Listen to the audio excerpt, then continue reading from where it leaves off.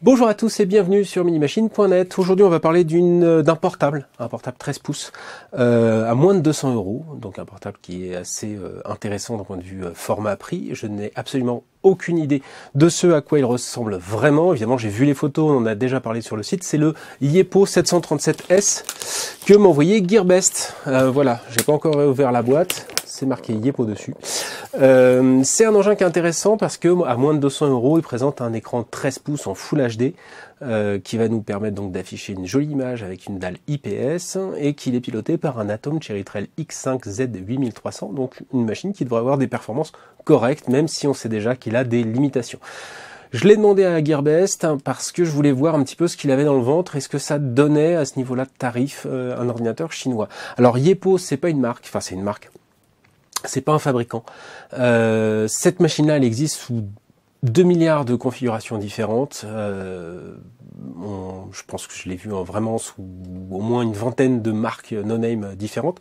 Et donc à chaque fois, ce qui va changer, c'est un petit peu le ratio mémoire, le ratio stockage, des extensions, plus ou moins de batterie, etc., etc. Le processeur qui a évolué dans le temps, le système d'exploitation qui a évolué également.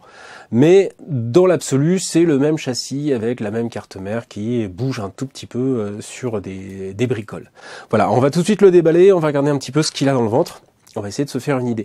C'est pas un test, c'est vraiment plutôt une première appréciation de la qualité des plastiques, la qualité du châssis, voir un petit peu vraiment à quoi ça ressemble. On va commencer par la fiche technique qui est, on va pas dire truffée d'erreurs, mais qui n'est pas géniale d'un point de vue exactitude, pour être poli.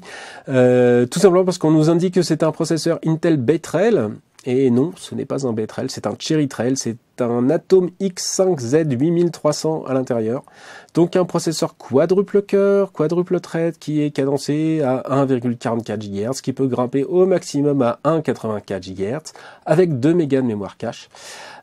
Qui a un processeur graphique Intel HD, qui est gravé en 22 nanos, et qui a surtout un TDP qui consomme 2,2 watts en fonctionnement, ce qui veut dire qu'il ne chauffe pas et qu'il ne consomme pas grand chose. Associé à ce processeur, on a également 4 Go de mémoire vive, 128 Go de mémoire de stockage eMMC qui sont soudés sur la carte mère, et le reste des composants, on verra un petit peu au fur et à mesure de la présentation du produit. Le produit, le voilà.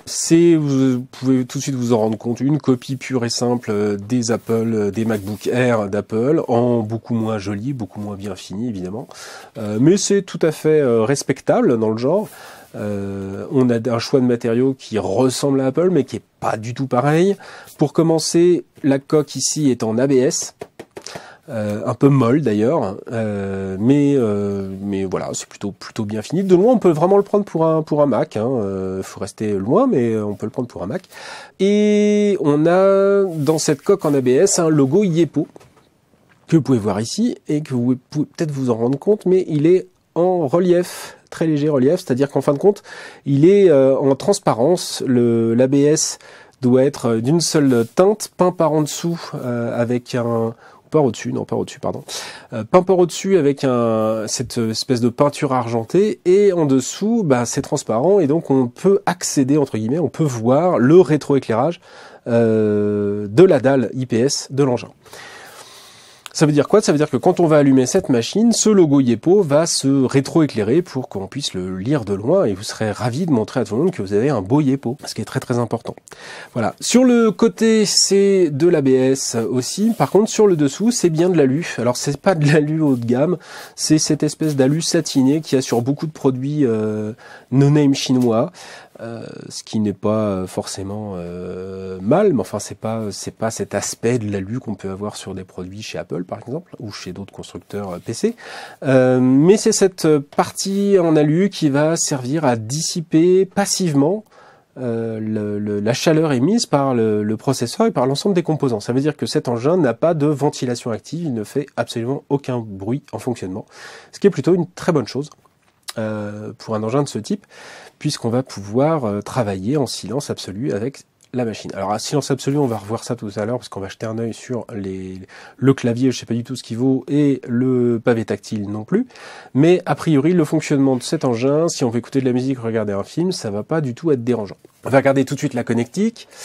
Pour découvrir d'abord, donc sur le côté droit, un lecteur de carte SD, je ne sais pas s'il est SDXC ou SDHC, a priori la fiche technique ne nous le dit pas. Un port USB 2.0 et un mini HDMI pour exporter le signal sur un grand écran. À l'arrière, on n'a rien du tout.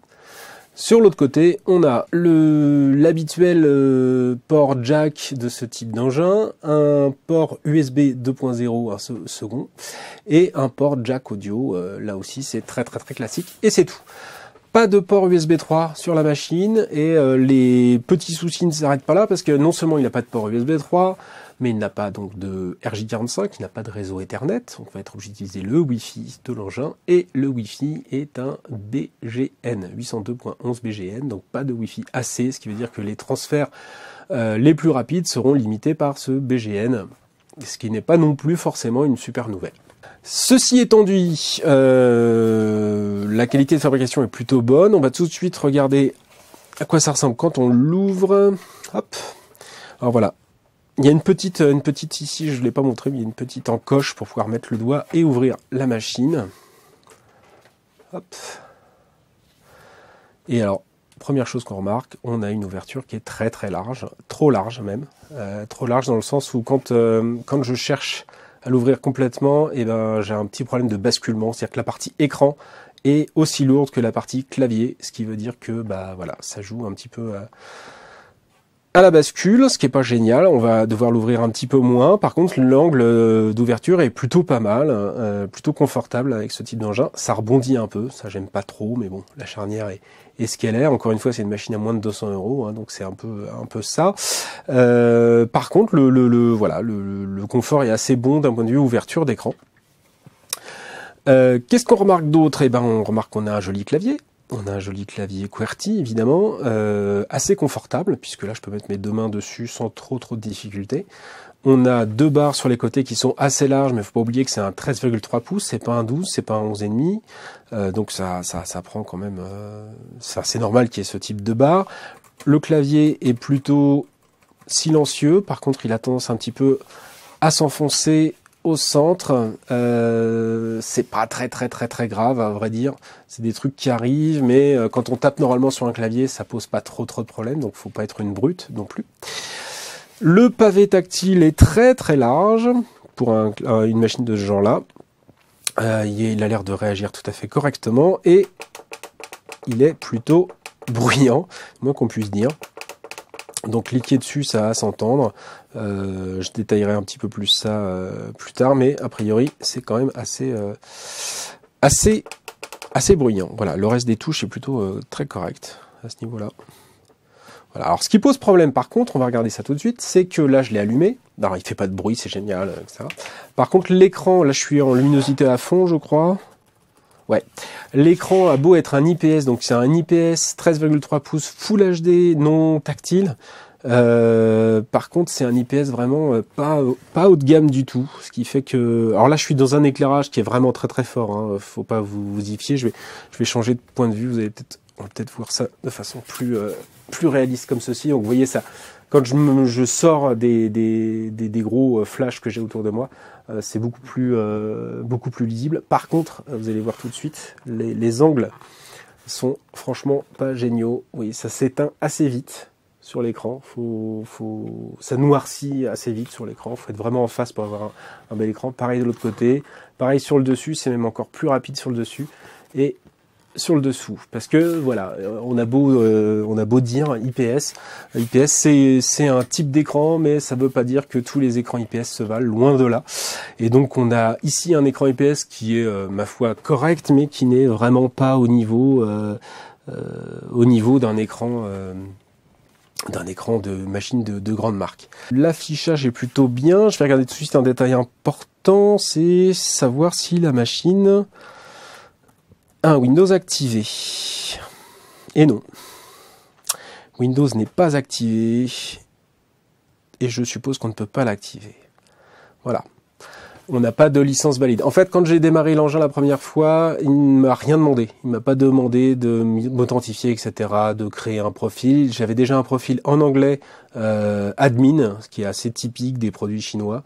Et donc j'ai un Windows ici qui est fonctionnel, un Windows 10 fonctionnel, mais qui n'est pas activé. Ça veut dire que je vais devoir passer à la caisse pour acheter une clé pour pouvoir l'utiliser.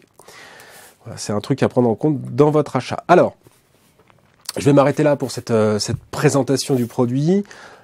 Le châssis est tout à fait correct à mon sens. Ça peut faire une super machine pour un étudiant, plutôt pour un collégien, pour un enfant ou même pour un senior. Il y a une webcam 0,3 mégapixels qui est là, qui va servir à faire de la vidéoconférence par exemple. Ça peut être pas mal.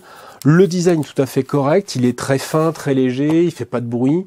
Voilà. Maintenant, il reste à savoir si, il supporte bien éventuellement un système Linux, parce que dépenser 200 € pour ensuite en dépenser encore 100 pour acheter une licence de Windows, c'est pas forcément la meilleure idée. Il faut savoir également si il est efficace, si la batterie est bonne. Je suis pas sûr que ce soit l'engin qui soit le plus robuste qui soit d'un point de vue transport. Maintenant, ça peut faire un très très bon engin de bureau dans un format portable. Et puis voir un petit peu ce qu'il a dans le ventre. Avec 4 Go et un Atom Cherry Trail, normalement, on arrive à faire des choses assez sympas. Si tout ça fonctionne bien et que vous vous habituez au QWERTY, pourquoi pas, ça peut être un investissement intéressant. Si vous cherchez une machine pour vous seconder dans des trucs, des usages, on va dire, très classiques, de type réseaux sociaux à côté de votre bureau, surveillance d'autres machines, ou je sais pas quel type d'usage, ou simplement faire de la bureautique, ou du surf, ça peut être aussi également un très très bon engin. Il y a la possibilité de changer le clavier par un AZERTY en collant des stickers dessus et en téléchargeant donc la langue française de Windows 10 ou en installant un Linux adapté en français. Donc le QWERTY, c'est pas vraiment un souci. Au pire, vous pouvez brancher un clavier et une souris dessus pour en faire un petit poste d'appoint. Voilà, donc je vais détailler tout ça un petit peu plus en profondeur très vite, et puis je vais vous faire un petit retour sur le produit le plus rapidement possible. Voilà, c'était le Yepo 737S. Merci à Gearbest de me l'avoir prêté, et je vais me mettre au boulot là-dessus dès que j'ai fini le test du Xiaomi Notebook Air. Voilà, à bientôt.